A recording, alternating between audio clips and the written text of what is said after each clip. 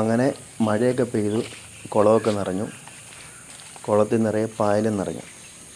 അപ്പോൾ ഈ പായൽ ഇങ്ങനെ കിടക്കുന്നതുകൊണ്ട് ഗുണവുമുണ്ട് ദോഷവുമുണ്ട്. ഗുണം എന്താണെന്ന് വെച്ചാൽ കുളത്തിലുള്ള മീനെ ഒന്നും പിടിച്ചുകൊണ്ട് പോകത്തില്ല. എന്നാൽ ദോഷം എന്താണെന്ന് വെച്ചാൽ മീൻ ആവശ്യമുള്ള ഓക്സിജൻ കിട്ടത്തുമില്ല. നമ്മൾ ഈ പായൽ കൃഷി ആവശ്യത്തിന് വേണ്ടി എടുക്കാൻ പറ്റും. കാരണം ഇതിനകത്ത് നിറയെ നൈട്രജനും പൊട്ടാഷ്യവും അടങ്ങിയിട്ടുണ്ട്.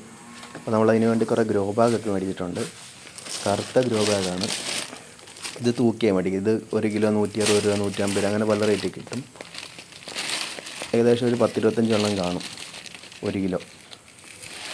വെള്ള ഗ്രോ ബാഗ് വെച്ച് നോക്കുമ്പോൾ ഇത് 2 കൊല്ലമൊക്കെ നിൽക്കത്തുള്ളൂ. പക്ഷേ നമ്മുടെ പറമ്പിലൊക്കെ വെക്കാൻ, ഇഞ്ചിയൊക്കെ നടാൻ, അങ്ങനത്തെ ആവശ്യത്തിനൊക്കെ ആണെങ്കിൽ ഇത് നല്ലതാണ്.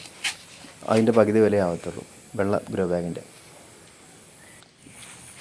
അപ്പോൾ നമ്മൾ ഗ്രോ ബാഗ് എടുത്തിട്ടുണ്ട്. ഈ ഗ്രോ ബാഗിൽ ഈ പായൽ നിറയ്ക്കാനാണ് ഉദ്ദേശിക്കുന്നത്. ഇത് പച്ചപ്പായലാണ്. പച്ചപ്പായൽ നിറച്ചാൽ നമ്മൾ ഉടനെ ചെടിയൊന്നും നടല്.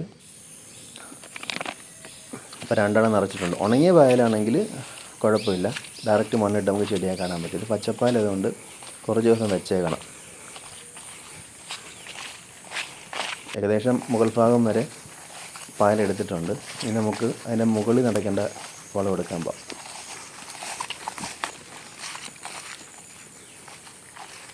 ഇവിടെ കുറേ ബാഗ് നിറച്ചിട്ടുണ്ട്.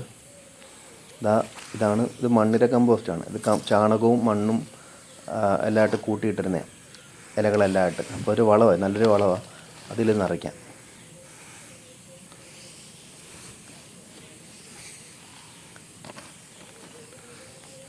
ഇത് നട്ടിട്ട് ഉടനെ ഒന്നും ചെടി നടല്, ഒരാഴ്ച വെച്ചേക്കണം. ഇങ്ങനെ ഒരാഴ്ചയൊക്കെ ആകുമ്പം കുറച്ച് താഴും.